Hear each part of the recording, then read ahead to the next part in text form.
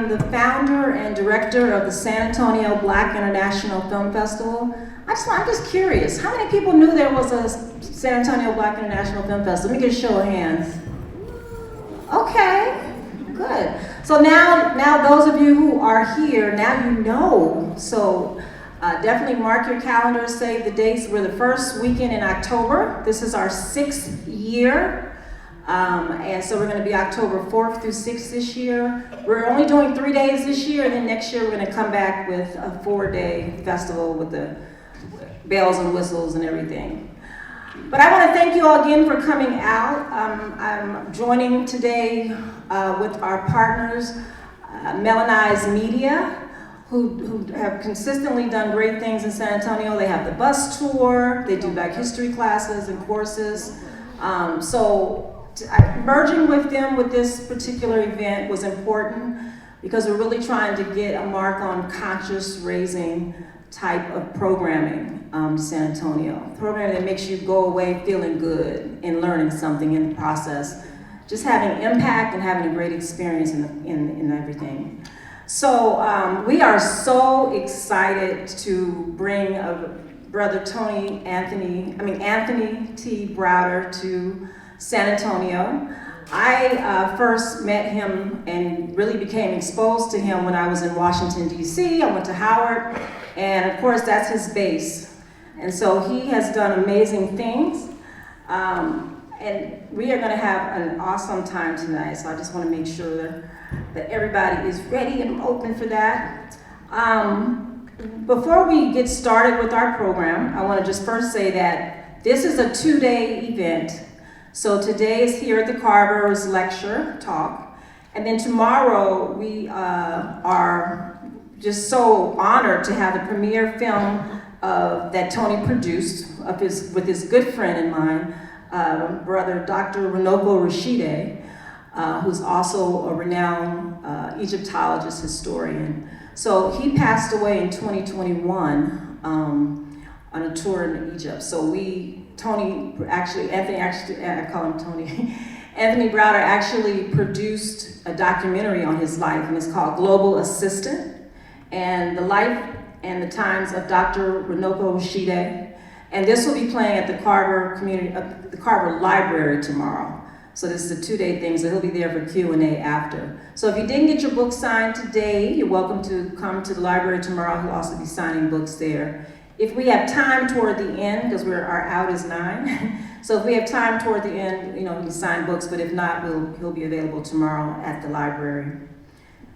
Before we get started with our actual presentation, I'd like to bring Andar Mayat, who is one of the co-founders of MelanEyes Media, and we're going to start with libation, and he'll explain that, and then we'll continue forward. Thank you.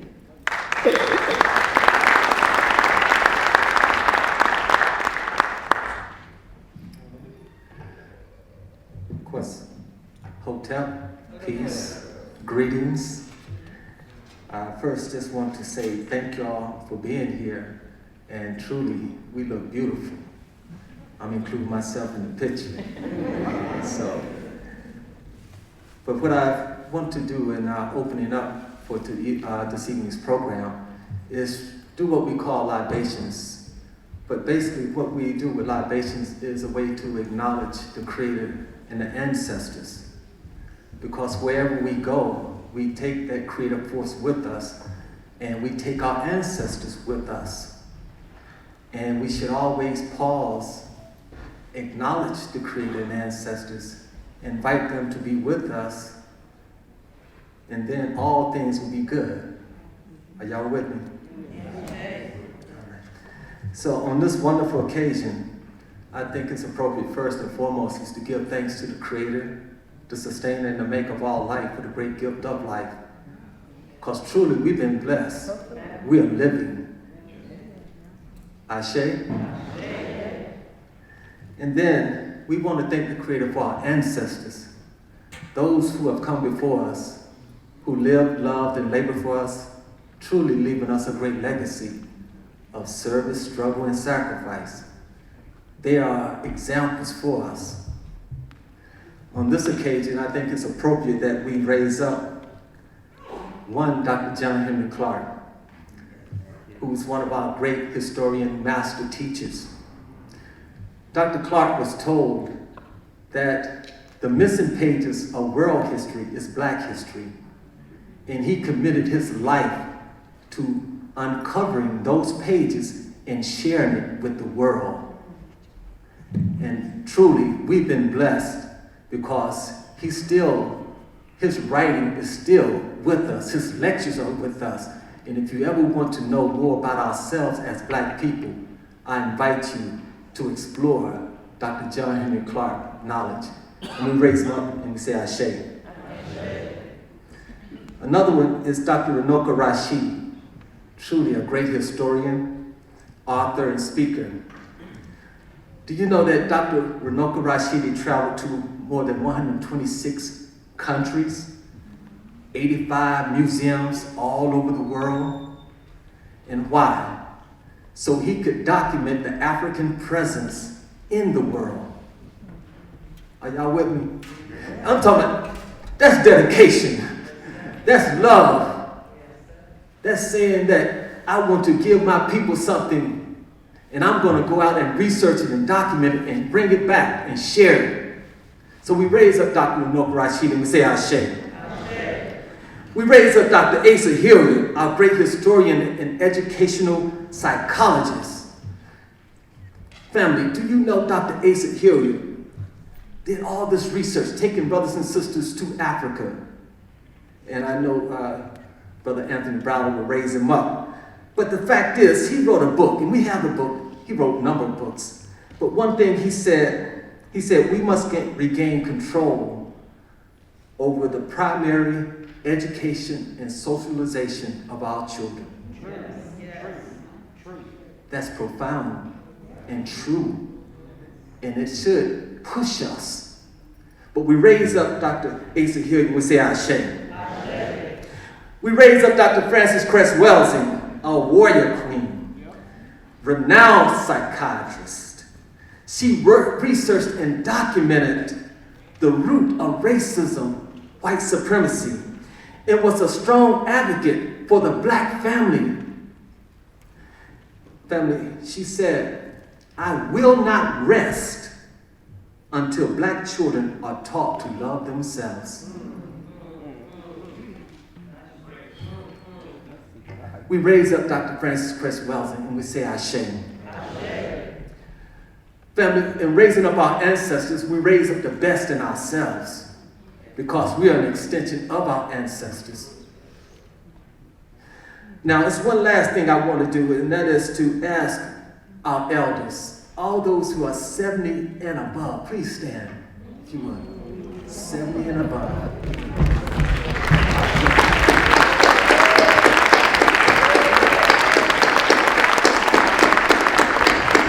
Now, don't sit down. I just want to say one word. And that is to say, now family, look around. These are wise elders. And I'm going to tell you how I know they're wise. Because they still here learning. And that's the sign of a wise person. Because as long as we're on this earth, we should be learning. And the last thing we're going to do is ask our elders permission to go forward with this program. Ask them for their blessings so we can get started. Are y'all ready? So, elders, do we have permission to go forward with this program? We have been granted permission, and we thank our elders. Now, with that family, we have done what is right and just, and now it's time to get ready for this journey. So, I'm going to bring out Sister Ada. She's going to introduce our speaker, our scholar, our master teacher, cultural historian, and we're going to take a journey through time. All right? Thank you, family. Thank you. I want to, before I get started, just send out thank you, special thanks. I mean, we kind of just brought this together upon our own. We did get a small mini grant from the Humanity Texas, but we also had support from the NAACP San Antonio chapter, Joanne Harris, Liberation Academy, and just everyone who actually donated online. And thank you for this, for bringing this together. Anthony T. Browder is an author, a publisher, and cultural historian, and an educational consultant. He also considers himself a cultural memory specialist. He is a graduate from Howard University's College of Fine Arts and has lectured extensively throughout the United States and 5 continents on issues related to African and African American history and culture. He's the founder of IKG Resource Center, and we do have that rolling in the back so you can scan the QR codes and find out more information. So IKG Cultural Resource Center in Washington, D.C., has devoted 44 years researching ancient Egyptian history, science, philosophy, and culture. He has traveled to Egypt 65 times since 1980 and is currently the director of the ASA Restoration Project, named after Asa Hilliard. And that is, he's actually currently funding an excavation and a restoration of 3 25th Dynasty tombs in Kushite and noblemen of West Bank of Luxor in Kemet. Browder is the first African American to fund and coordinate an archaeological dig in Egypt, or Kemet, and has conducted 23 archaeological missions in Egypt since 2009. That is amazing.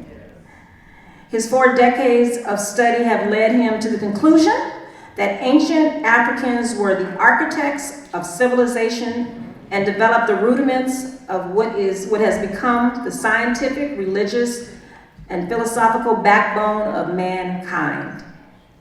It is from this framework that IKG has concentrated its research and disseminated its findings.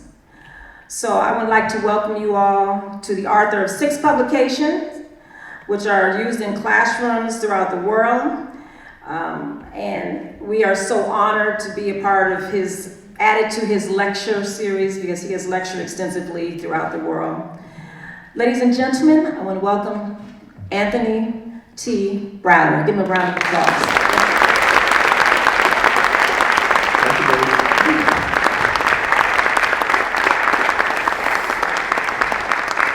Good evening. And how are you all? You look phenomenal. I am so pleased to be here. This is my first time presenting in San Antonio, and it's nice to be in a city that's named after me. How about that? I want to thank Sister Ada and Brother Andor for making this evening possible. Whenever you do a program such as this, a lot of work goes on behind the scenes that most of us aren't aware of. And it's important to acknowledge those people who make events such as these happen. I can get out of this PowerPoint, we can move on. And it's important to be able to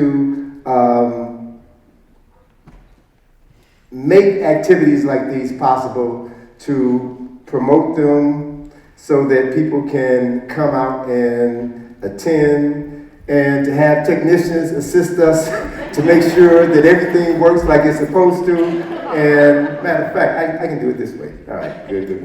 Thank you, sir, I appreciate it. And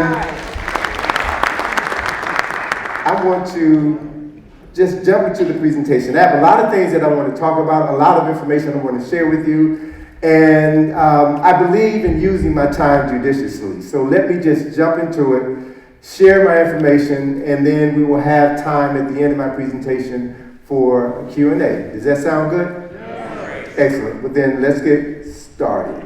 So, as was mentioned in my introduction, I have been traveling to Africa for 44 years now, and 67 of those trips have been to Egypt. I've visited numerous countries on the continent, and all of this work has allowed me to do what I love to do. You know, there's an old saying that if you do what you love to do, you never have to work a day in your life. Well, I have not been working for the past 45 years. You know, so I'm honored to have these opportunities to travel around the world and share my love with others, so that I can spread the love to you all. Information history is so profoundly significant. And I want to share with you some of the people who put me on this path, because my capacity to share my love for African history with you extends beyond myself. I'm an extension of those scholars, those ancestors, those souls who came before me. And just as was done with the libation beforehand, we all need to understand that we are here because someone else opened the door for us. And I want to acknowledge 3 door openers for me. The first was Dr. Ivan Van Sertima, who 47 years ago today made me aware of something that I didn't learn in elementary school, high school, or college. And that was that the ancient Egyptians were black.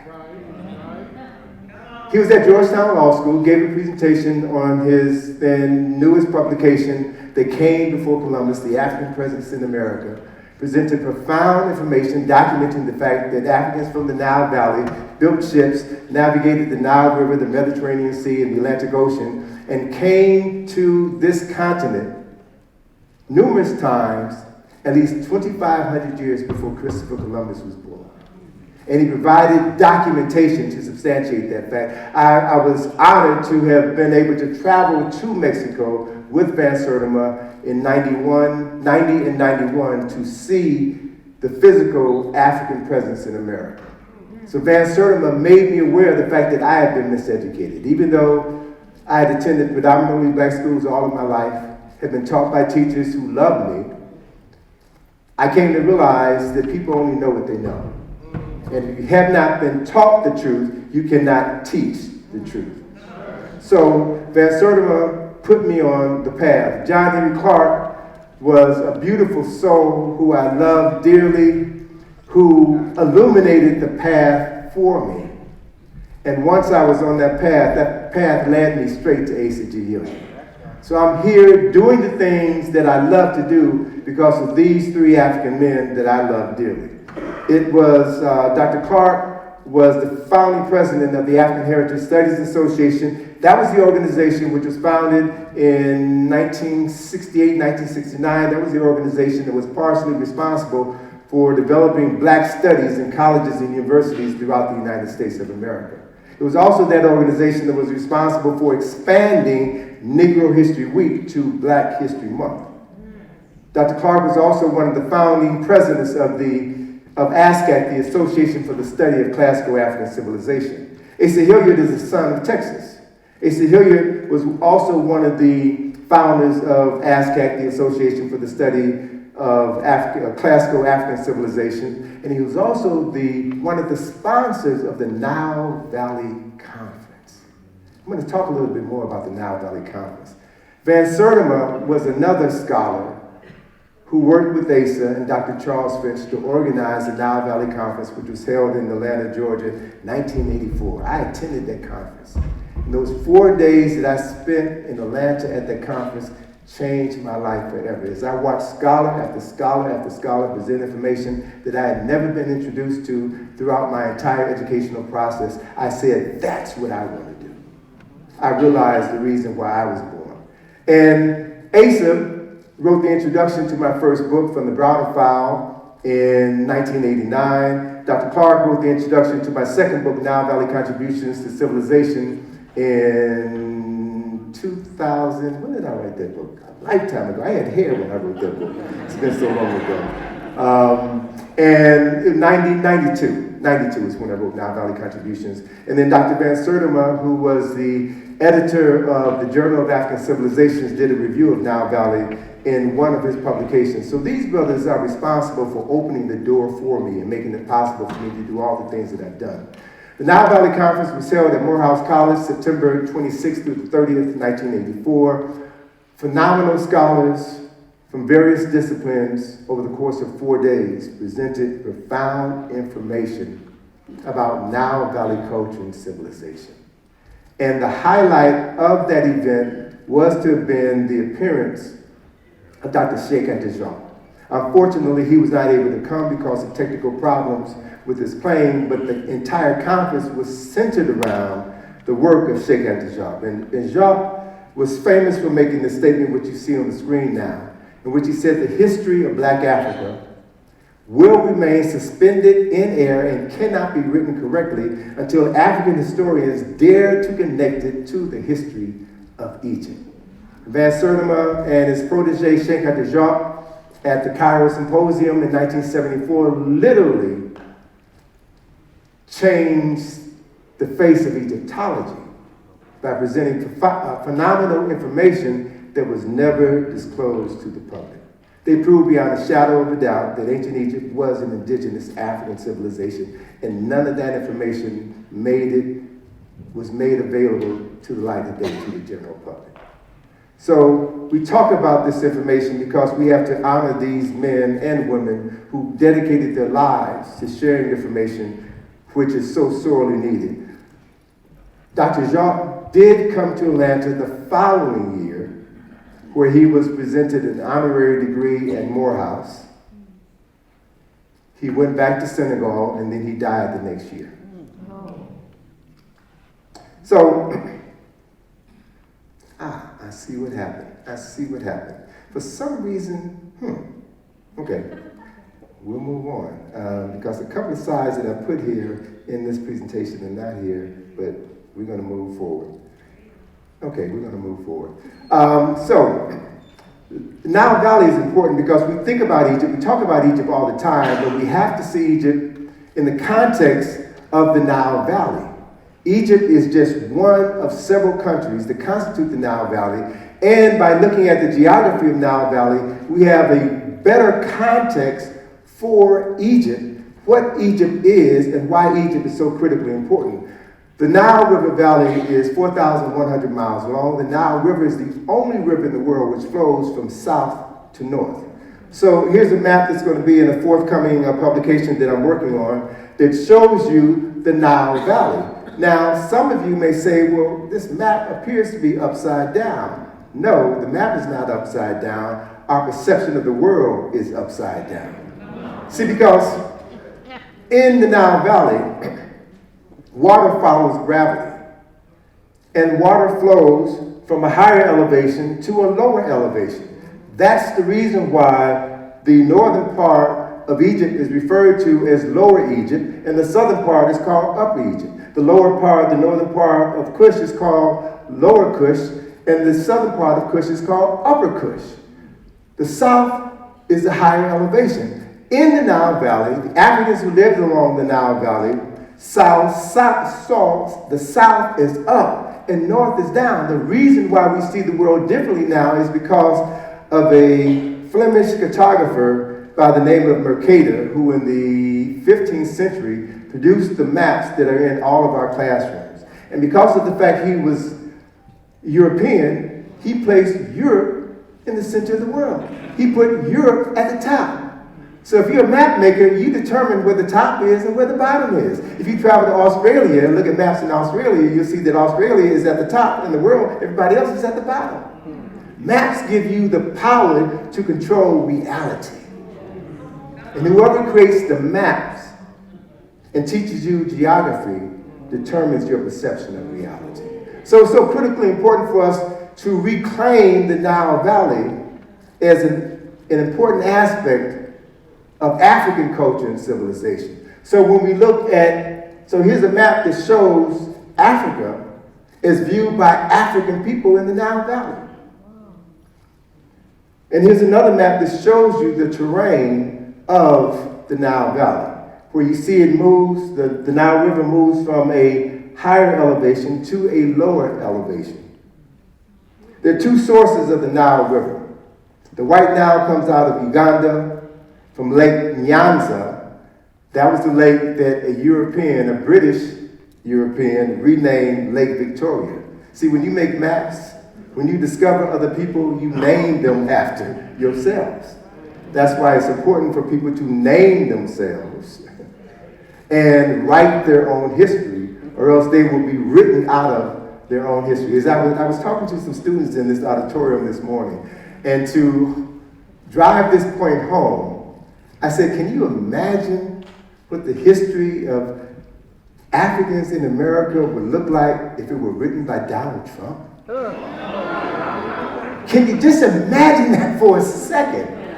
We wouldn't be in the back of the bus, we'd be underneath the bus. And that's what happens anytime you allow someone else to tell your story. So,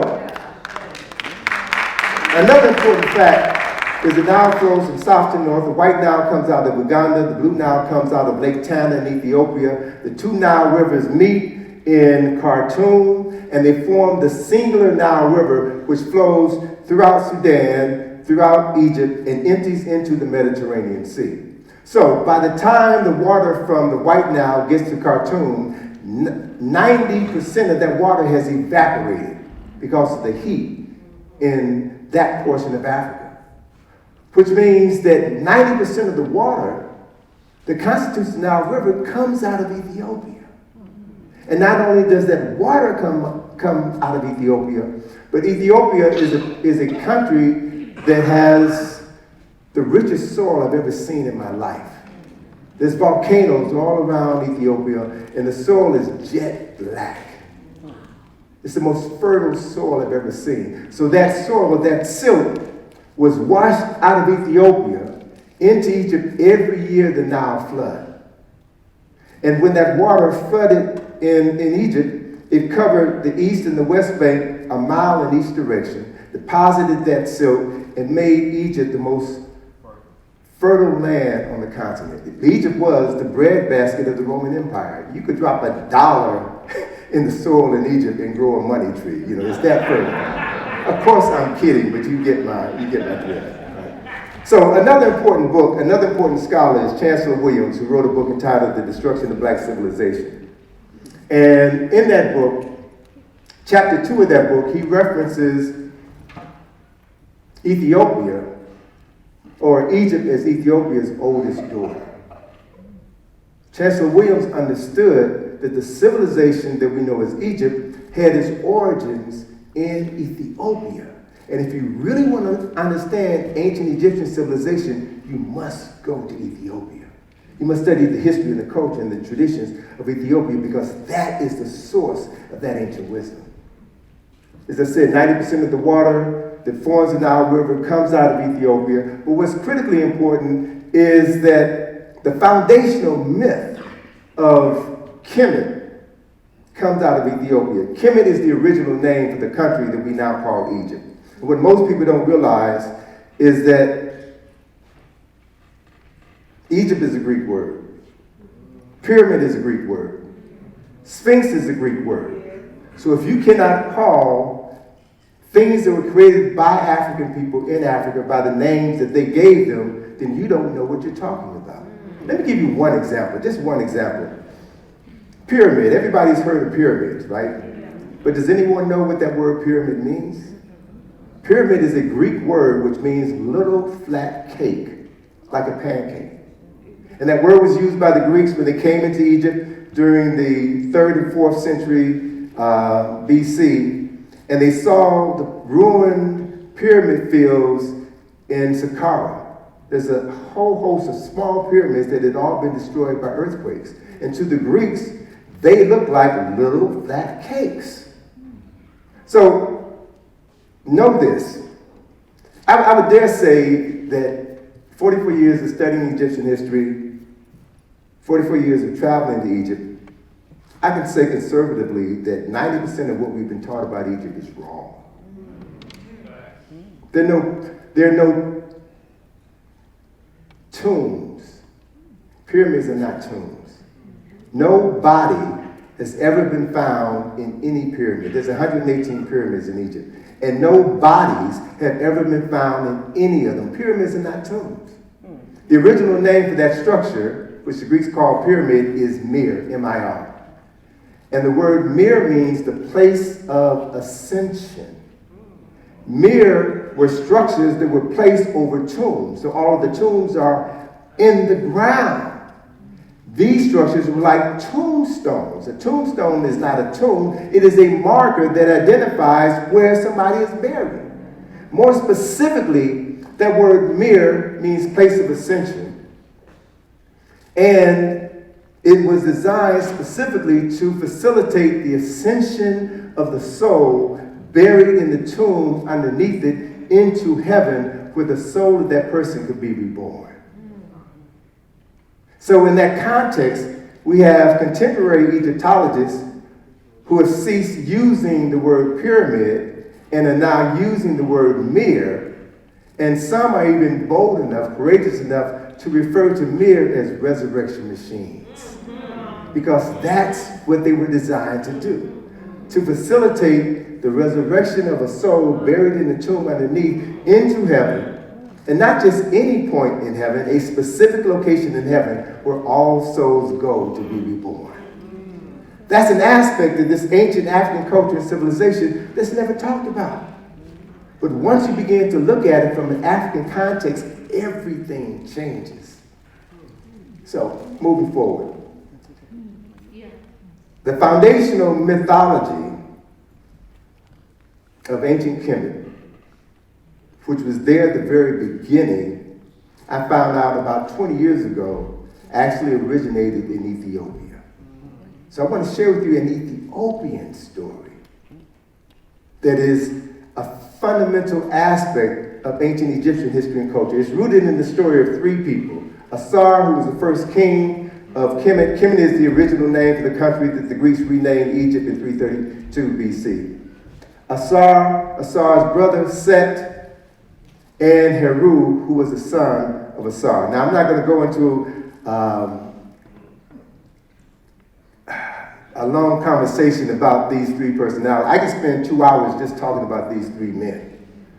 But let me just sum up their presence in the mind of the ancient Kemites by saying that these three men represented life, death, and rebirth. Life, death, and rebirth. And their history, their story, is rooted in over 3,000 years of Kemetic history and culture. And once you understand the history and culture, you would see that this object here in the lower left-hand portion of the screen is an object that was discovered in the 1970s, around 1971, in southern Egypt. It is known as Nabta Playa.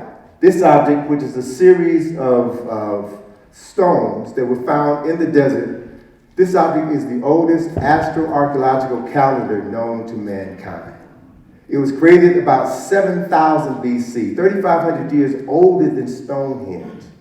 And it's oriented to the helical rising of two very important star systems. The star system that we refer to today by its Greek name Orion, and the companion star associated with Orion, the star system that we refer to today as Sirius. So, ancient astronomers in the Nile Valley, 9,000 years ago, developed the oldest astrological calendar known to mankind and oriented to the helical rising of the star system Orion and the rising of the star, the helical rising of the star Sirius. And it's the rising of the star Sirius, the helical rising of the star Sirius, which precedes the annual flooding of the Nile. We have temples in Egypt that tell the story of these three personalities. The image on the lower right is the temple of Edfu, where the story of Heru battling his uncle Set is recorded on the wall in 4 different images. And then the center image is an image of Heru from the temple of Seti I in Abydos. And that's an image of Heru after he reclaimed the throne of his father. Short version of the story. Asar was responsible for unifying the two lands of Upper and Lower Kemet and establishing the first nation state in the history of mankind. He is said to have introduced writing, hieroglyphics, agriculture, and established the first nation state. And then he decided to share his technology with other people within the continent of Africa. But he was murdered by his brother Set, who usurped his power. Asar was murdered, and as I said, it's a long story, but ultimately, Asar was resurrected from the dead. And the symbol that represented the resurrection of Asar is this symbol that you see on the left side of your screen. It's known as the Tekken. We know it better by its Greek name, obelisk. But what I want you all to know, what I want you to understand, is this symbol, the Tekken, is a 6,000-year-old symbol that represents the resurrection of Asar, the first documented story in history of the death and resurrection of a person. And this image that was carved above the entrance of every temple in ancient Egypt is called the Bedet. And it represented Heru as a falcon after he defeated his uncle Set and reclaimed his father's kingdom. So the image that you see here in the center of the screen is Heru, who is portrayed as a falcon sitting on the throne after he reclaimed his father's kingdom. Very important story. But to give you some context as to why there's a fundamental difference between Kemet and Egypt, I want to share with you this timeline. What we have here is a timeline that depicts the 4 golden ages of ancient Kemet. And what we see at the top of this timeline are images of rulers of ancient Kemet, images that were created during their lifetime. So this is Narmer, who is, according to the documented history of Egypt, he was the first king of ancient Kemet. So these are images that were created during their lifetime, so you can see what they look like. Even though noses are missing sometimes and lips are missing sometimes, you can still tell that you're looking at the faces of African people. So here's Narmer. Here is Zoser, the king who was responsible for overseeing the construction of the Step Pyramid at Saqqara, the first man-made structure of stone. And then we go to the second golden age in the 11th dynasty, Mentuhotep. You can see here, you're looking at the face of an African person. Amenhotep III. Here is Taharqa, representing the 25th dynasty. So I can prove beyond a shadow of a doubt that the founders of ancient Kemet and all of the leaders of the 4 golden ages were indigenous African people. In 332 BCE, Kemet was conquered by the Greeks, Alexander of Macedonia, and the Greeks were responsible for renaming the country Egypt. So here's Alexander. The Greeks ruled Egypt for approximately 300 years before they were conquered by the Romans, and Augustus ruled Egypt. They ruled Egypt for approximately 300 years before the Roman Empire collapsed, and then the Arabs came in 648 and now control the land. So let me share with you another illustration that shows you the difference between Kemet and Egypt. See now, when people talk about ancient Egypt, they don't show you these images. They show you images of Alexander and Cleopatra, non-African people, and they project their history onto the past. That's miseducation.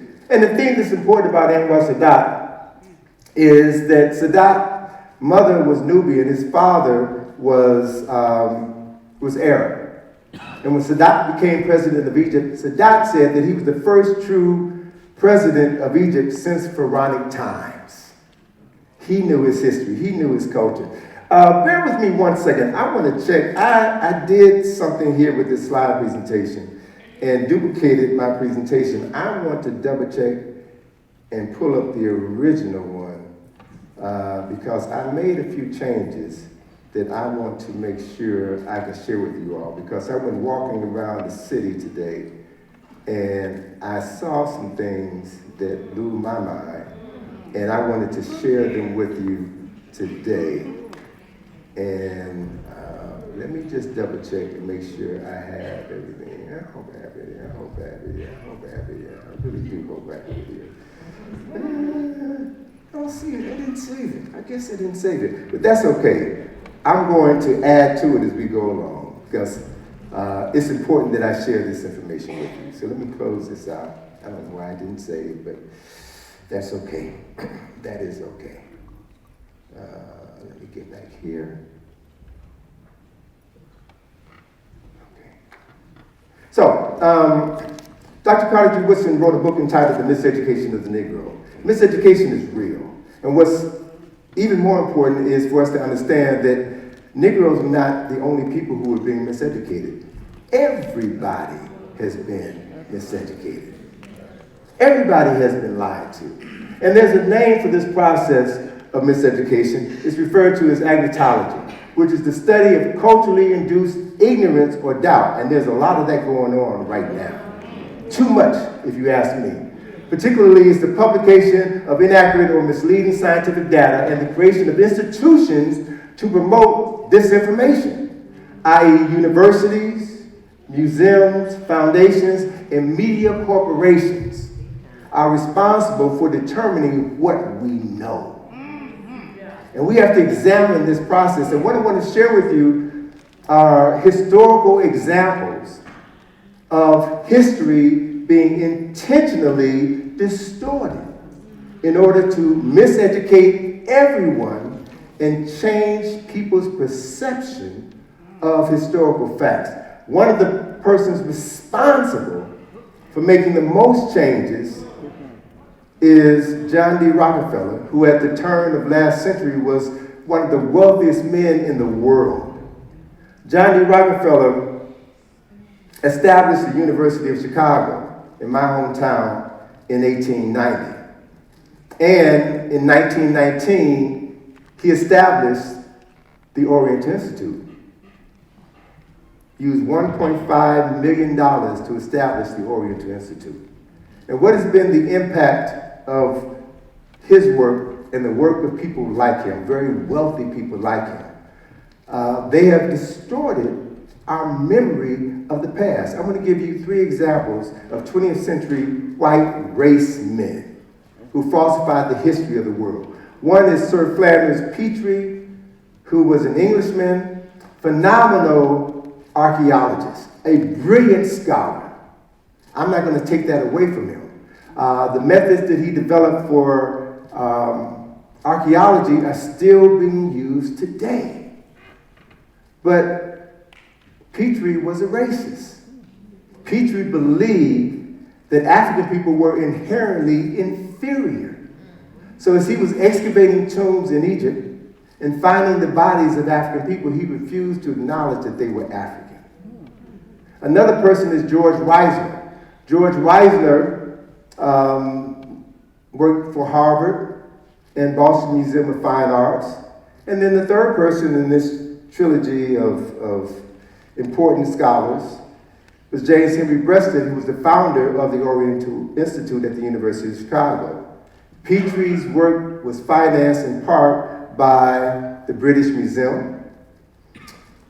And it's important to understand, that many of these museums are now being faced with returning some of the artifacts that they stole from people all over the world. I saw a meme somewhere that said that the British Museum is one of the greatest crime scenes in the world.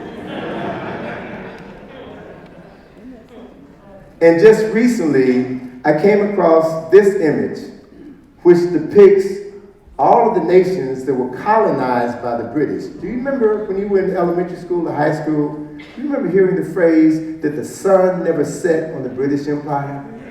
That's because the British were responsible for controlling 80% of the planet and the planet's resources. And so to that extent, here's a map that showed you all the countries that were colonized by the British. And this statement that roughly every 6 days, a country somewhere in the world celebrates its independence from Britain. It is the most widely celebrated holiday in the world. The United States of America is a prime example. The United States of America was colonized by who? The British. And thus, what language do we speak? English. Because we were colonized by people from England. Wherever free people go and powerful people go, they bring their language, their history, their culture, their religion, and their traditions, and they impose them on the people that they discover, conquer, and enslave. That's a historical fact. There's a new book out on George Reisner. Reisner worked for the Boston Museum of Fine Arts. Reisner worked for Harvard University. Reisner led 23 archaeological excavations in Egypt and Sudan. He was the first archaeologist to excavate in Merowe, the royal tombs of the Kushite kings. And as he was excavating these tombs and finding these bodies of African people, he also found artifacts that he said were too finely crafted to have been created by Negroes. So this ancient civilization must have been a European or non-African civilization. So the author of this book acknowledges Reisner's life was in the context of Western colonialism, racism, and nationalism during a time of British political control of the world, particularly Egypt. So history has to be looked at in the context of the people who control multiple lands. James Henry Breasted, as I said, was the founder of the Oriental Institute. He was given $1.5 million from John D. Rockefeller. And the reason why Rockefeller gave Breasted this money is because Breasted had written a book around 1916, a book called Ancient Times. And in that book, it's a brilliant book, Reisner talked about his studies in Egypt. And in the first edition of Ancient Times, Reisner said that the creators of ancient Egyptian civilization were not unlike the dark-skinned Nubian inhabitants who live in Egypt today. Rockefeller used to read this book to his children every night before they went to bed. And he was so enamored by Breasted's research that he gave her the money to establish the Oriental Institute, but there were strings attached to his money. So in the 1935 revised edition of Ancient Times, Breasted removed all references to Nubians as being the originators of ancient Egyptian civilization. And he added a new chapter in this book that was dedicated to the members of the Great White Race. And this is the map out of this book, which he lays out the quadrant of the world where the Great White Race lived and influenced cultures and civilizations in ancient times. And you see Egypt falls within the dominion of the Great White Race. That's what $1.2 million would do. It would change your brother's mind in a heartbeat. There's a new book on Breasted that tells this story. At the entrance to the Oriental Museum is this image, and it's called East Meets West. And you see here images of ancient Egypt. You see the Sphinx here in the pyramids. You see the sun disk of the Aten, the Ankh. And the ancient Egyptians, white Egyptians, are giving their knowledge to modern man, Western man. East meets West. So it's an acknowledgement that Western culture and civilization, many aspects of Western culture and civilization, originated in the Nile Valley. So what all of this has resulted in is what I refer to today as afrophobia, anti-African sentiments. It's a perceived fear or hatred of the cultures and peoples of Africa, as well as Africans in the diaspora. What we're witnessing right now is the erasure of African history. And so Afrophobia shows up in the United States as opposition to African studies, critical race theory, the revision of slave history, opposition to DEI, and what some people refer to as wokeness, as if it's all right being asleep, dumb, and ignorant. Afrophobia also shows up in Egypt, and I've seen it worsen over the past 3 years. It's worse now than it's ever been before. It has showed up last year alone, as opposition to Afrocentricity, opposition to Kevin Hart. Kevin Hart was to do a concert in Cairo last February, and they shut him down because he supposedly did an interview, which I have not been able to find anywhere, an interview where he said that his ancestors were kings and queens in Egypt. And because of that statement, they shut him down. Netflix last June produced a documentary on Cleopatra, and they dared to depict Cleopatra as a mixed-race woman of color.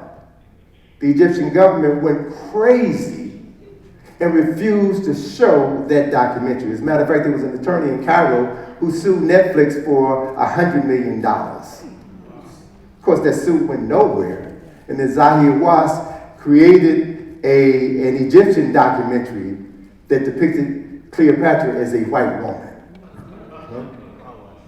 In July of last year, Travis Scott, who's homeboy, he's from Texas, right? They canceled his concert at the pyramids.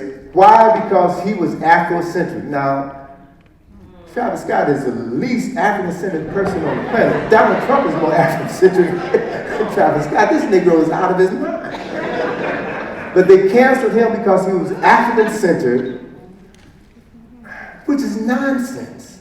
This stuff has gotten out of control. And what I can tell you based on my own personal experiences, that the anti-African sentiments that we're seeing in Egypt right now is the direct result of anti-African sentiments that we see in the United States of America. As a matter of fact, they're being funded by the same sources.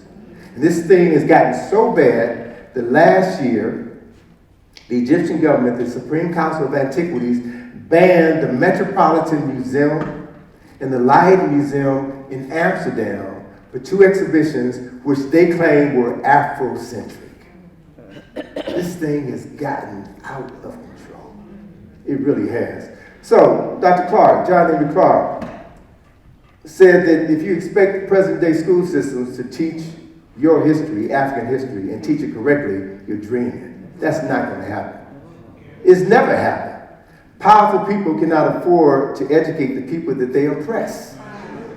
Education is for liberation. And you cannot expect your oppressor to teach you how to liberate yourself. The Chinese people don't go out into the world begging school systems to teach Chinese history. The Japanese don't do that. Jews don't do that. What do? They teach their history themselves. And that's what conscious people should do.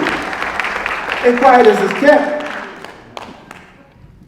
That's what black folk did before integration. Amen. We had our own schools, in our own segregated communities.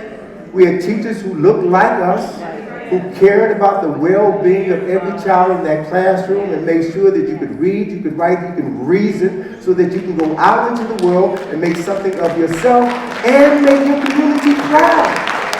That's what education is supposed to do. But that's gone now. That's gone. So, I want to share with you, and I want to be aware of the time, but I want to share with you 13 facts that people who are opposed to this type of presentation want you to forget. 13 facts. The first one is that art shapes consciousness. And because of my training, my background in art, design, and advertising and marketing, I understand the value of images, the power of images, and how images shape consciousness. I want to share with you my interpretation of some of the art in front of the U.S. Customs House in Lower Manhattan. This building was constructed in 1907, and there are 4 statues at the entrance to this building that represent the 4 continents: Asia, America, Europe, and Africa. I want to focus on 3: America, Europe, and Africa, and show you these images, which were carved by Daniel Chester French, who was the go-to sculptor in early America. He's responsible for creating over 250 public works of art, which adorn government buildings throughout the United States of America. Right? So here's the entrance to the U.S. Customs House. Here are the statues of America and Europe, and you see depictions of women, because all of the continents are named after women. Symbolically, metaphorically, realistically, women give birth to people. Women represent nationhood and the people of certain nations. So artistically, it makes sense to use the image of a woman to represent a continent. a nation, culture, and civilization, right? So we see America is depicted as a woman. She's holding a torch in her hand. The torch is symbolic of light. Light is a metaphor for knowledge, similar to the Statue of Liberty in New York City, holding a torch, right, representing the light of the world. She's holding in her lap sheaves of corn, which represents America's ability to feed herself, feed her nation. Next, we see Europe, who is represented by Minerva. Minerva is the Roman goddess of wisdom, knowledge, and warfare. Minerva was victorious in every single battle. So we see Minerva is wearing the breastplate of a warrior. She represents Roman history, Roman culture, Roman imperialism, hence the eagle above her shoulder. But I want you to take notice of her left hand. Her left hand is resting on a book, and a book symbolizes knowledge. I want you to note, too, that that book is open. So an open book represents the application of knowledge. I want you to note also that that open book is resting on a globe, the world, which symbolizes Rome's ability to use their knowledge to conquer and control the world. Does that make sense? Can you all see that? Okay. So let's now look at Africa. U.S. Customs House. Africa is new. And not only is she new, she is unconscious. And unconsciousness symbolizes being asleep or dead, which is what the word Negro represents. Someone who is mentally dead. Africa is unable to defend herself. She looks as though she's been ravished. She's been raped, and she has. The mineral resources, the gold, the diamonds, the cobalt, have been taken out of Africa for centuries. The people of Africa have been stolen and taken out of Africa for 444 years. That's real. So Africa is dead. Africa is unconscious. Africa is unable to defend herself, her resources, or her people. This is in front of the U.S. Customs House in New York City right now. Now, as insulting as this depiction is, but I want you all to know that what is even more important are the images behind these three statues. And I guarantee you that 99.9% of the people who visit this building and go in and out of this building have never looked behind these statues. So do you want to see what's behind these statues? Yeah. Let me get a drink of water. My throat is parched.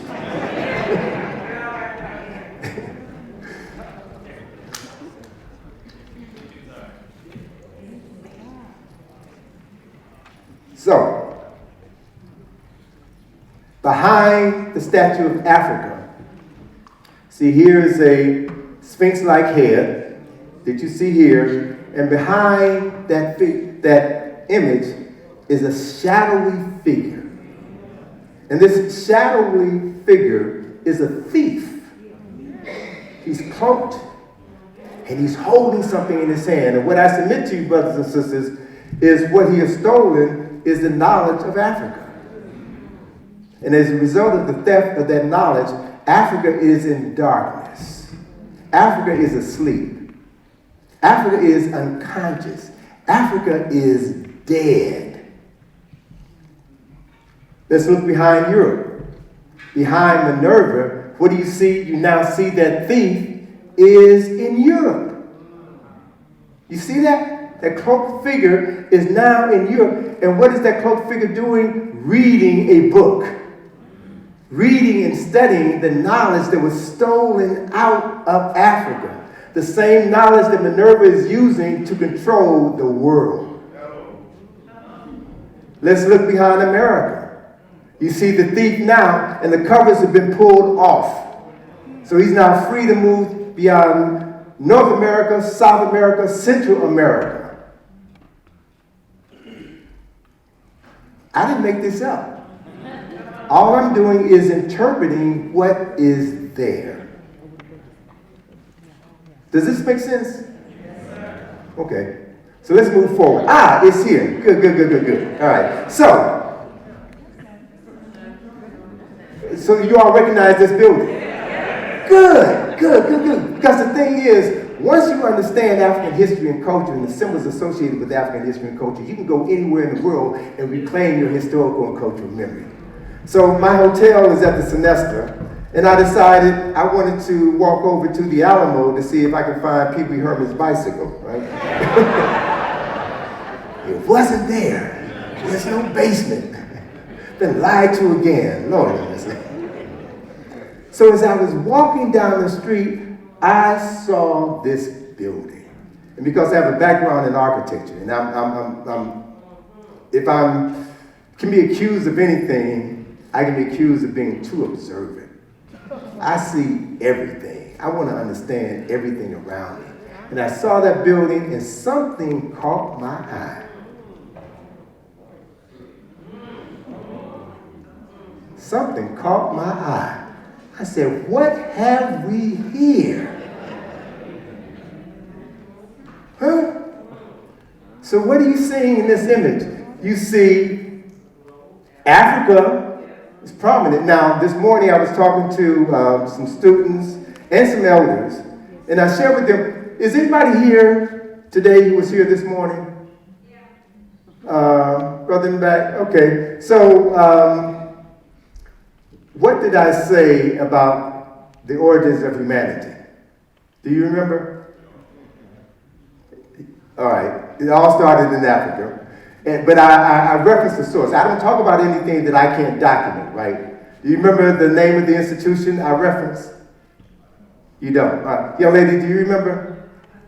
Okay, that's okay. That's why you have to come and hear me speak multiple times so the information can sink in. I reference I live in D.C., so you all have heard of the Smithsonian Institute, right? In the Smithsonian Museum of Natural History, there's an exhibition in the David Koch Hall of Human Origins. David Koch, of the Koch brothers, spent $15 million on this exhibition, which is about 15 years old. I shared with the students this morning what I will share with you all right now. So this is not Tony Browder saying this. This is Tony Browder sharing with you information that's in the David Koch Hall of Human Origins in the Smithsonian.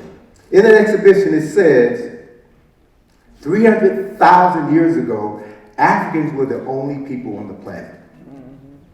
And that 60,000 years ago, these Africans in Northeast Africa began walking out of East Africa into Asia and populated Asia. It goes on to say that 40,000 years ago, another group of people from East Africa walked into Western Asia, the landmass that we now call Europe, and populated Europe. So let's just take these three facts and process for a minute. The first people on the planet were who? Africans. And how long ago did they live? 300,000 years ago.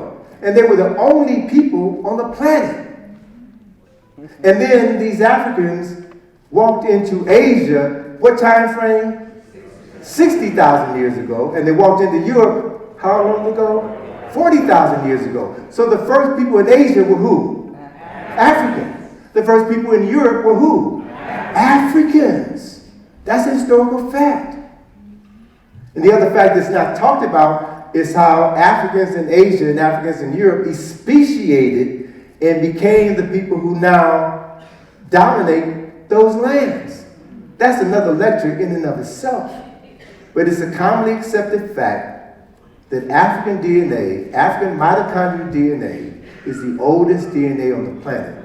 And that every person on this planet carries within their bodies the mitochondrial DNA of a African woman, which can be traced back to her descendants in Northeast Africa to this very day. So what that means, simply stated, it means that there's no such thing as race. Race is a false construct that was created by racists in order to divide humanity into colors and assign the lowest marker of intelligence to people with the greatest amount of melanin in their skin. There's no such thing as race. There's only one race, the human race, which is of African origins. But there is such a thing as racism. And that's what we've been dealing with for over 400 years.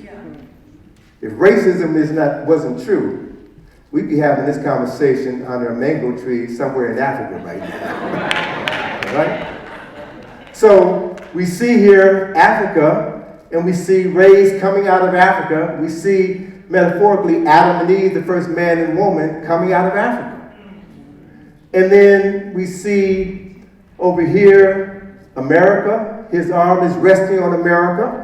And the woman here is holding in her hand a 5-pointed star that represents the state of Texas, right? So people always depict their history and culture. And what is she doing? She is reading a book, studying the knowledge of the world. He's holding a papyrus scroll in his hand, studying knowledge. So remember this image about knowledge being stolen out of Africa, taken into Europe, and being used to control the world? You see it right here. America holds a torch, he's holding a torch. Light and illumination, knowledge. The same image above the Oriental Institute, East meets West. That's what you see here, East meets West. So the truth is hidden in plain sight. But if you don't know history, you won't know what you're looking at. That's why education is so critically important. So point number 2, film is propaganda. I'm so pleased that Sister Ada is involved in films, and that I'm pleased that she's giving us an opportunity to showcase Runoko Rashidi's documentary tomorrow, because film has been used as a means of propaganda. I want to share with you a couple of examples as we move onward. There have been 18 films about Cleopatra, beginning in 1899 to the present day. And all these Cleopatras are white. Last year, Netflix dared to produce a story about Cleopatra and presented Cleopatra as a mixed race person. Now, if you truly understood the history of the Greek presence in Kemet, or Egypt, then ancient Kemet, like many African nations, is a matrilineal nation, which means that the bloodline is passed on, is determined by the woman. So in Kemet, every mother, African mother, determined the African king. So when the Greeks came into Kemet, they followed this same tradition. The Greek rulers, i.e. European rulers, married African women so that their children would become the legitimate heirs to the throne. So Cleopatra the 7th was the byproduct of this process, which had been taking place for almost 300 years. So technically, Cleopatra was not a white woman, she was mixed race. She was a mulatto. Or if she lived in Texas in 1925, she would be called a Negro. What did Thomas Jefferson say? 1 drop of black blood makes you black? So, why focus on Cleopatra? Cleopatra really was not the most important queen in ancient Egypt. Why focus on Cleopatra? Focus on Cleopatra because this is during the time of the Greek occupation of Egypt. Let's go back in time when Egypt was Kemet. Let's go to the 18th dynasty. This is Queen T. Queen T, she was one of the most powerful rulers in the world. If you come to Egypt, go to the Cairo Museum, the largest statue in the Cairo Museum is a statue of Queen T and her husband, Amenhotep III. An African power couple. You thought Barack and Michelle were bad? They could have taken lessons from them. This is the 18th dynasty. But you never see these images. They will never show you these images on television or in documentaries or in films. So let's just look at this one family. Their son is Amenhotep IV, who changed his name to Akhenaten. There's a statue of him in the Cairo Museum, and I swear this brother looks just like Lionel Richie. I mean, so he is the son of this African couple, and his son is somebody that you all know, but you never see him depicted as an African. That's because the history of Black Africa has been hijacked. It's been hijacked. Film is propaganda. Another example is a film that many of you all have grown up watching, The Mummy, right? Boris Karloff is The Mummy, right? There have been dozens of mummy movies since 1932. And those films continue to be made in the 21st century. Now, the thing that offended me once I began to learn African history is how they distort African history. Does anybody remember the name of the mummy? Imhotep. And who is Imhotep? Father Medicine, but he's also the person responsible for designing the step pyramid at Saqqara, the first building of stone, a 19-story skyscraper that is still standing today. There's a phenomenal book written by Robert Bivol and Thomas Brophy, two Europeans, that tells the history. It's one of the best books written on Imhotep, and it's correctly referred to as Imhotep the African, the architect of the universe. He was the prime minister of the king Zoser. He was a philosopher. He was a poet. He's the person who gave us the statement, eat, drink, and be merry, for tomorrow you would die. And he's also acknowledged as the father of medicine. Not Hippocrates, but Imhotep is the father of medicine, and he lived at least 2,000 years before Hippocrates. These are historical facts that folk don't know about. Film is propaganda, and the Africanists strike back. Right? So this is an image that was created during the time of the Roman occupation of Egypt. Guess who this is? This is a Tsar. This is how the Romans perceived a Tsar, the founding father of ancient Kemet. They portrayed him as an African because they respected that ancient history, just as the Greeks did. They respected that ancient history. But there was a film that came out a couple of decades ago called The Gods of Egypt, and all of the gods of Egypt were depicted as white.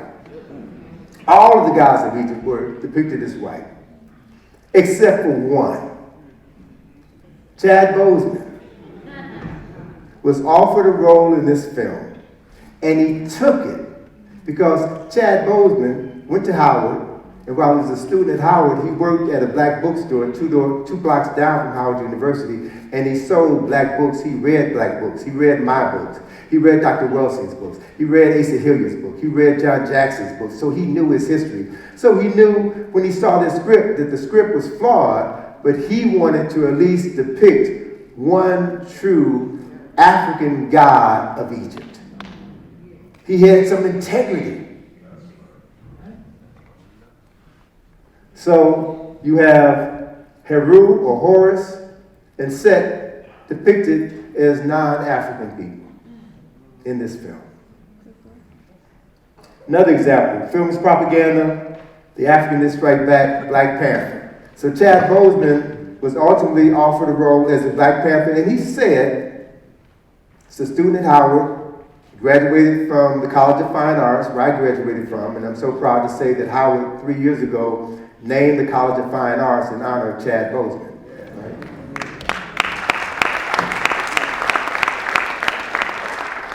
Ryan Coogler, one of the baddest directors in Hollywood. Young brother was born and raised in Oakland, California. His parents were former Black Panthers. His parents read African history, had a library of African books. Chad Boseman grew up learning his history. Thus, when Disney gave him a budget of $100 million to write the script for Black Panther and to direct Black Panther, he took their money and used that film to tell a story about African history. So Chad Boseman and Michael B. Jordan, their characters were a retelling of the Assyrian drama, where Chad played Heru and Michael B. Jordan played Set. All right? battling each other for control of their father's kingdom.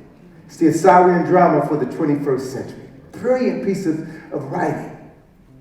And that film, that movie, made $1.3 billion. It was the third film that Ryan Coogler made. So Ryan Coogler, with this one film, has become the most successful black writer and director in Hollywood history. Grounded in history, grounded in his culture, and produced the most successful film a black writer or director ever made. So that's the power of knowing who you are and having the courage to tell your story creatively. It's got to be entertaining, right? But you can always find ways to tell your story.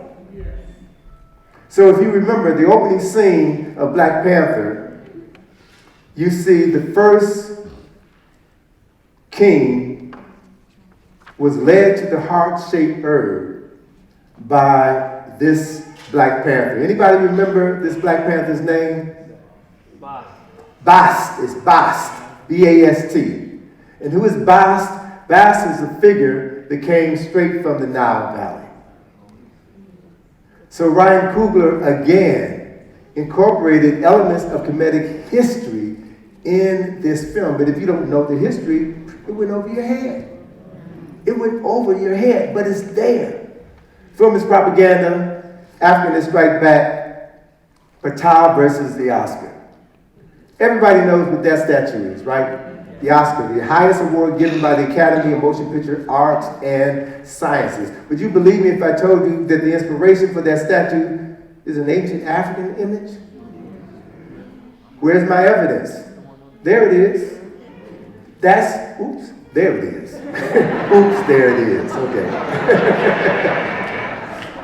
That is Patah. Patah is the patron saint of artists and craft persons in ancient Kemet. Patah was the inspiration behind Imhotep designing the first building known to mankind. Huh?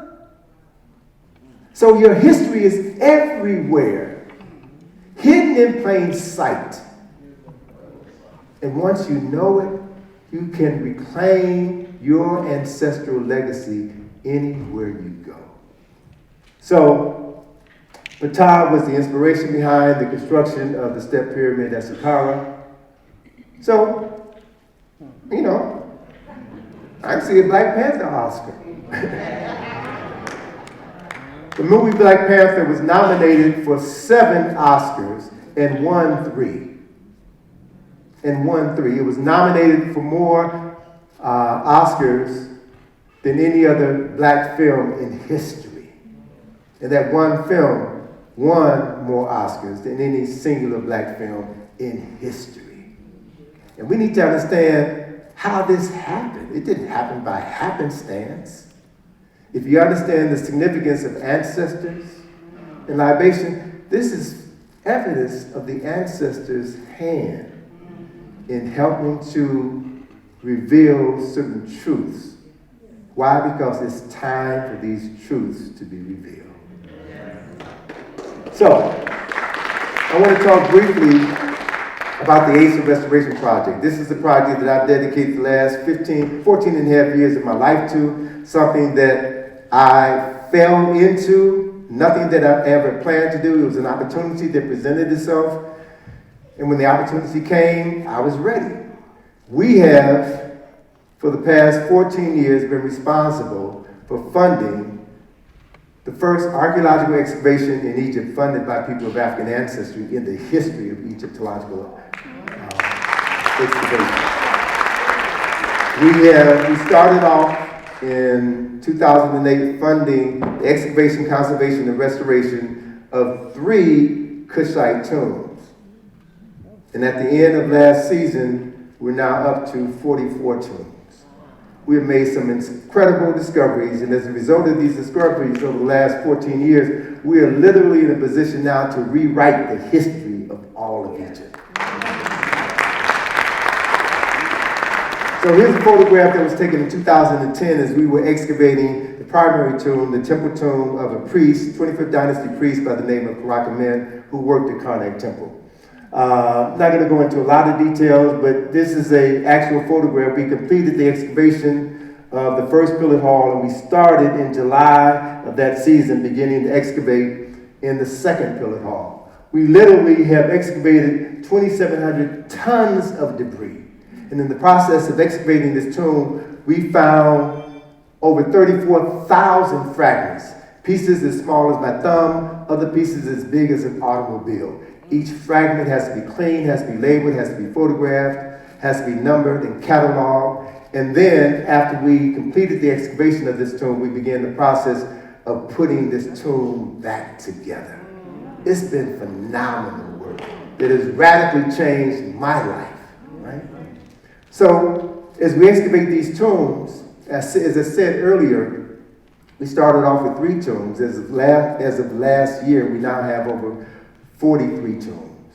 And we have found over 115 bodies of ancestors. So as we find these bodies, we can now reconstruct the stories of these people. We find their names, we find other artifacts that were buried with them, and we can tell their stories. So now we're in a position to tell the story of 3 people. Kemet's brother, Harold Marquette, Karabashkin, who was the mayor of Waset, and Nesbet. These are all priests, Kushite priests of the 25th dynasty, who worked at Karnak Temple on the east bank of the Nile River. Karnak Temple is the largest temple complex ever built by humans on the planet. Wow. The largest religious complex on earth. And these 4 African men, these 4 Kushite men, were responsible for managing this entire complex. This is the 25th dynasty, around 700 BC. This is African history. This is world history. These men, their ancestors, they came from Kush.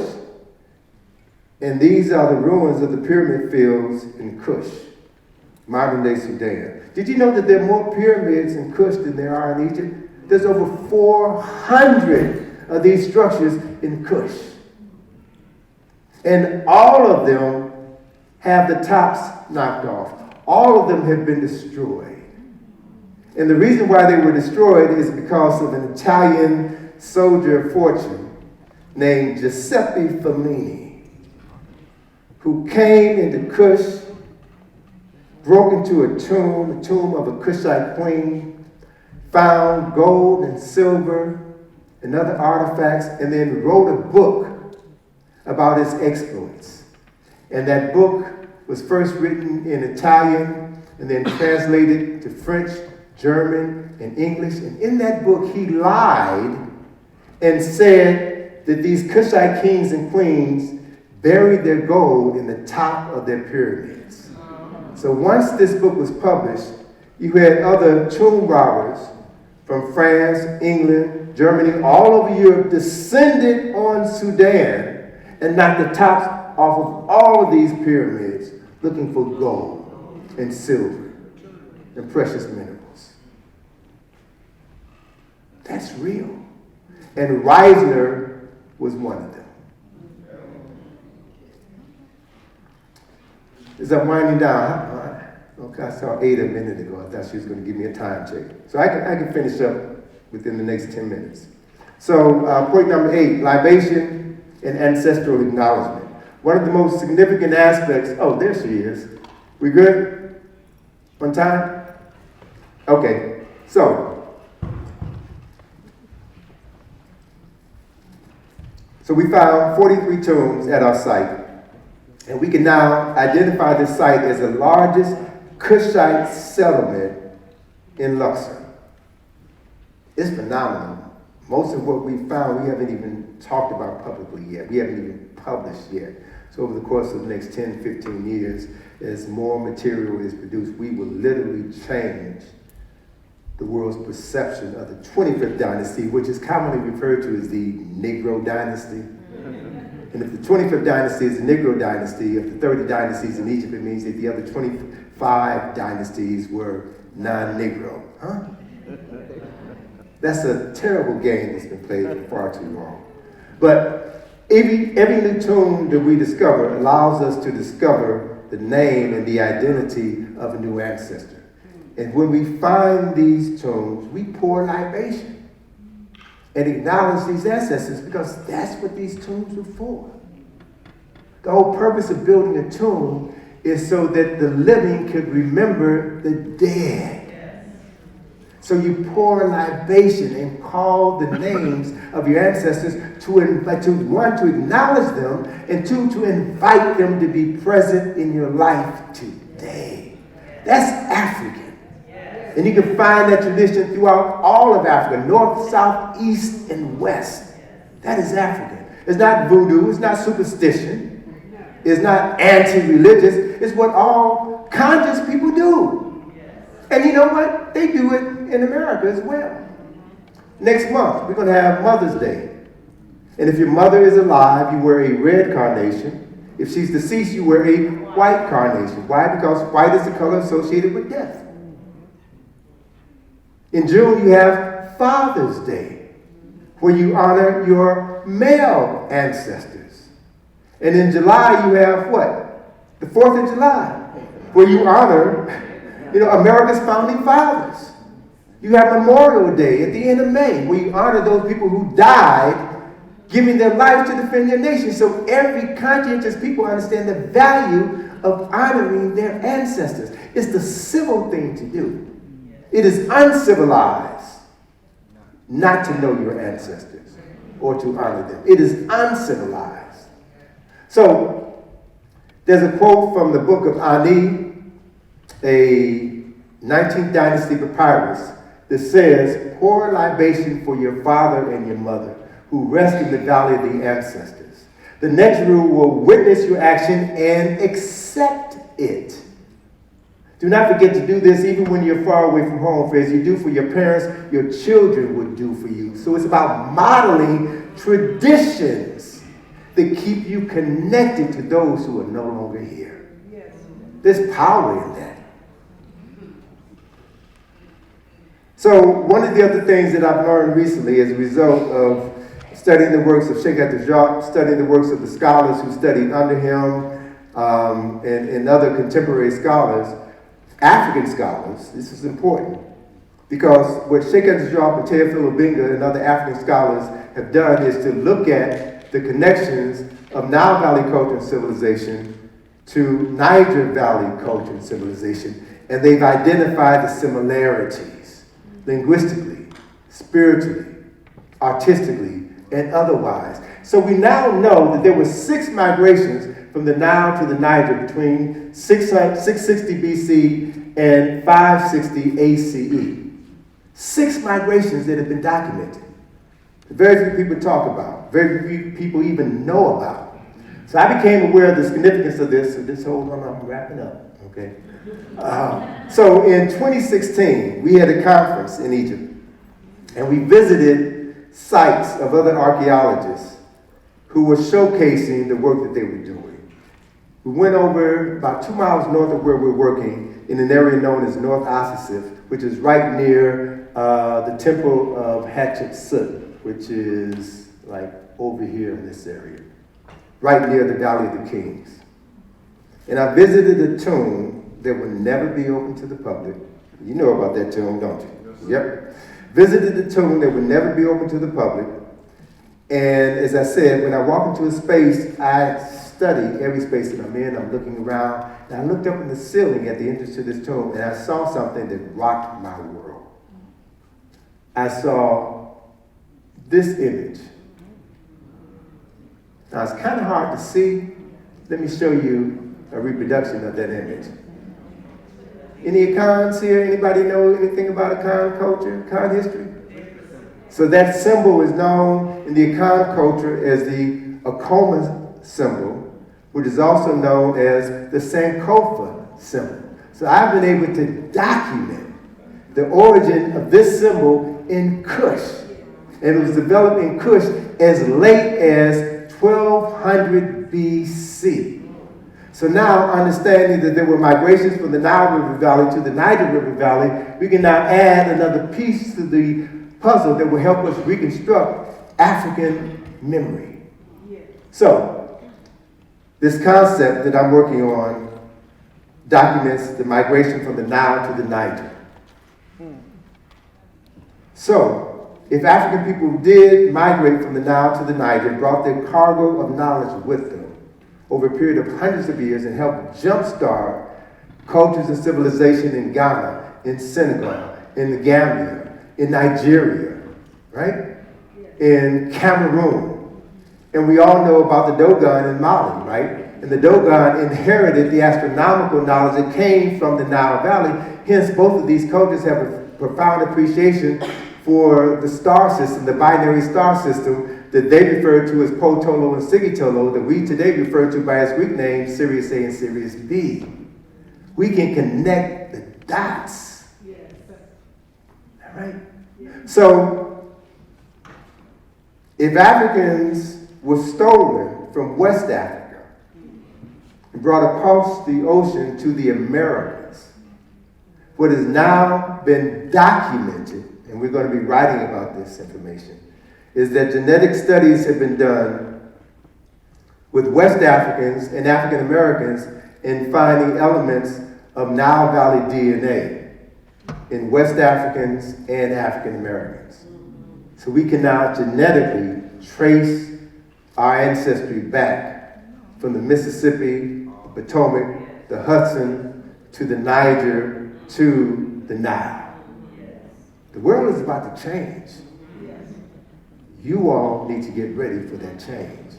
So if you ever watch The Tonight Show with Jimmy Fallon, you know Questlove, the drummer, founder of The Roots, you'll notice that every show he wears this pen.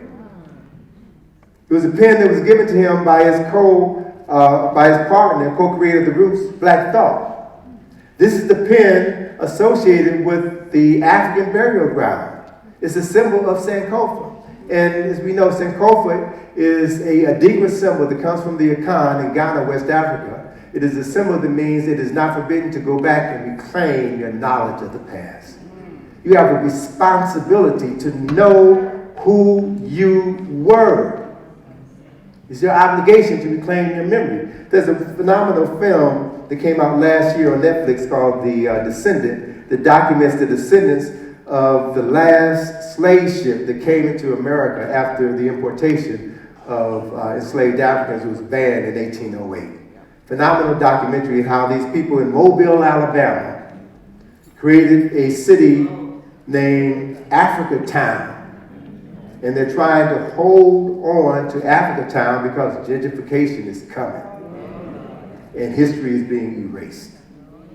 So, the other reality is we can now trace migrations from the Nile to the Niger to the Potomac. I've lived in Washington, D.C. for the last 52 years.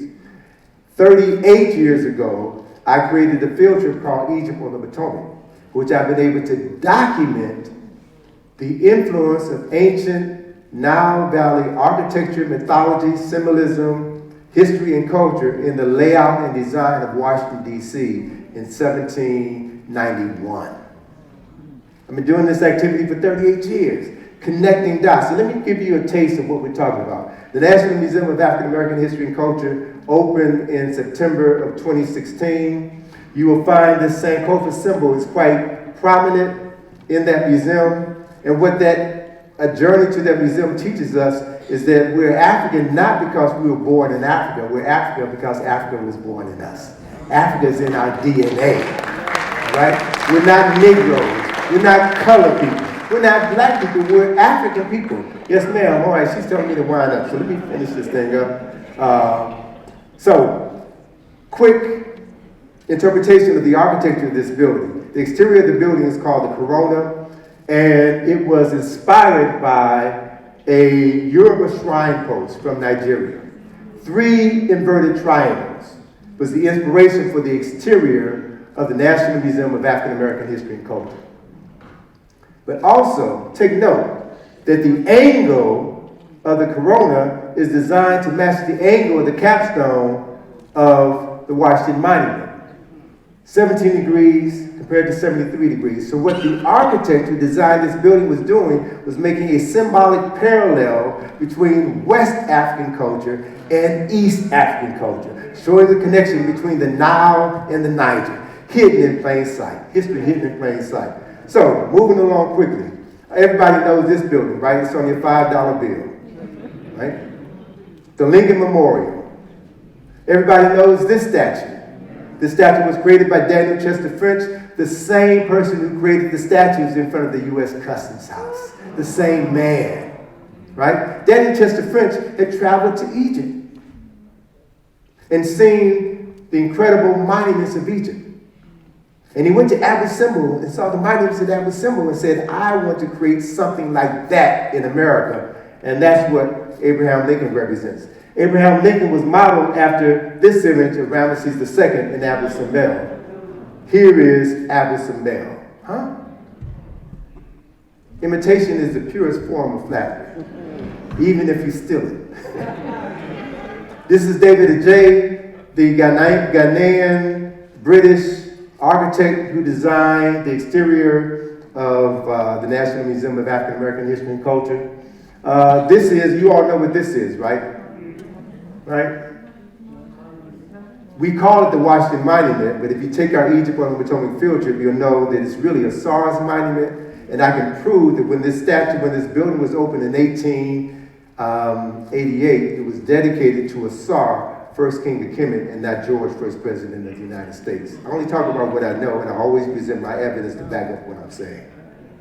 So, the Washington Monument and this reflection pool was copied from the Tekenu, the stand at Karnak Temple, where these Kushite kings had control. As a matter of fact, this sacred lake in Karnak Temple was created by Taharka. No, not Taharka, Shabaka, the third king of the 25th dynasty.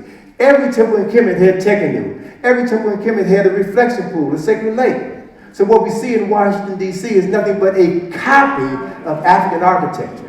As a matter of fact, David Adjaye said that at its best, architecture is a physical manifestation of a culture's highest ideals. If you're going to steal from someone who has more than you. If you're going to copy from someone who does things better than you do. So, all right, winding down. Give me 3.5 minutes. Talked about this in my first book, From the Browder File. The symbols on the Great Seal of the United States of America, the symbols that represent the heart and soul of this nation, are symbols that came straight out of the Nile Valley. The eagle on the front of the Great Seal was taken from the image of Heru, the national symbol of ancient Kemet. Heru, the son of Asar and Aset. The national symbol of Kemet, the national symbol of the United States of America. Because I'm pressed for time, I'm not going to go into a lot of detail. Let me share with you the reverse of the Great Seal on the dollar bill. You all seen this on your money ever since you've been online. Nobody ever asked the question, why is there a pyramid on the back of the dollar bill? Why is there an eye above the pyramid? And now, when I first wrote the Browder File in '89, I said that it was a pyramid similar to the pyramids at Giza. I was wrong. I'm willing to admit that. Since I've been to Sudan, I now know that it's a Kushite pyramid. It's a Nubian pyramid. Not a Kemetic pyramid. Not an Egyptian pyramid, because of the angle. The slope of the angle of the Kushite pyramids is different than the slope of the angles of the pyramids built in Kemet. And the eye above the pyramid is the right eye of Heru. Why are these symbols on the back of the dollar bill? We talked about the Washington Monument. Washington Monument is a symbol that represents the resurrection of Asar.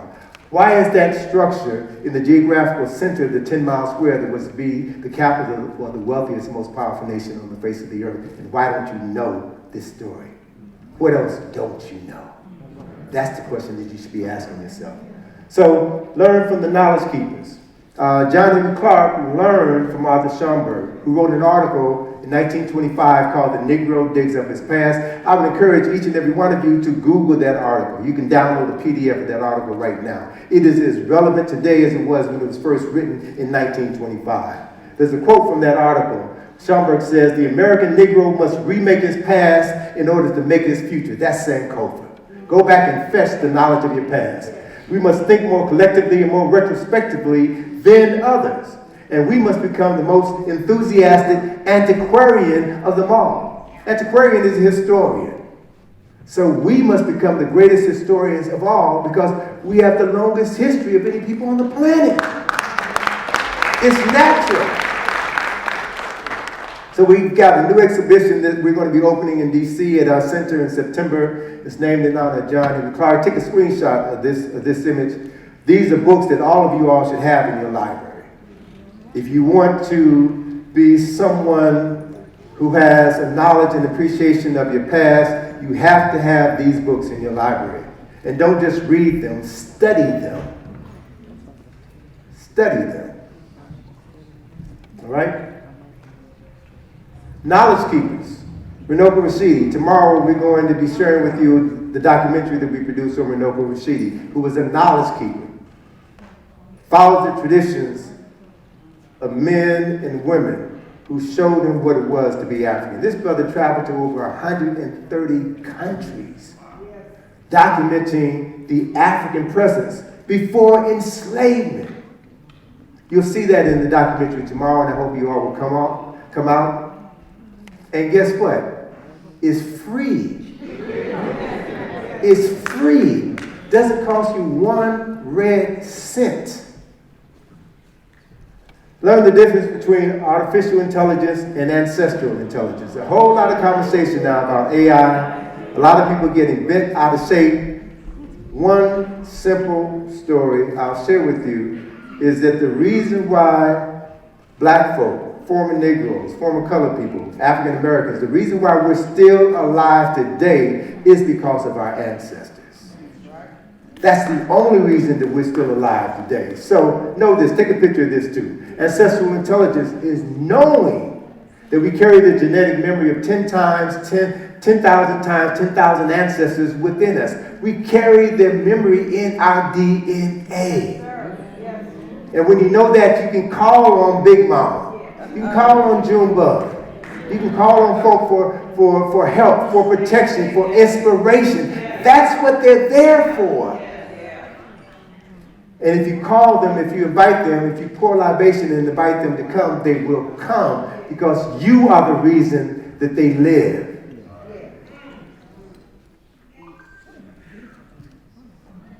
So the National Museum of African American History and Culture, if you go to that museum, if you understand what it really is, it's more than a museum because it has the artifacts of thousands and thousands of Africans free and enslaved who lived and died. And every artifact that a person has, the houses that they lived in, the clothing that they wear, contains their spirit. Yes. So this is more than a museum. This is a shrine house. And if you go into this building with the right consciousness, you will be inspired. Inspired, inspirited. Your ancestors will tap you on the shoulder, will whisper in your ear, and make you realize something that you didn't even know existed. That's what they do. That's what they're there for.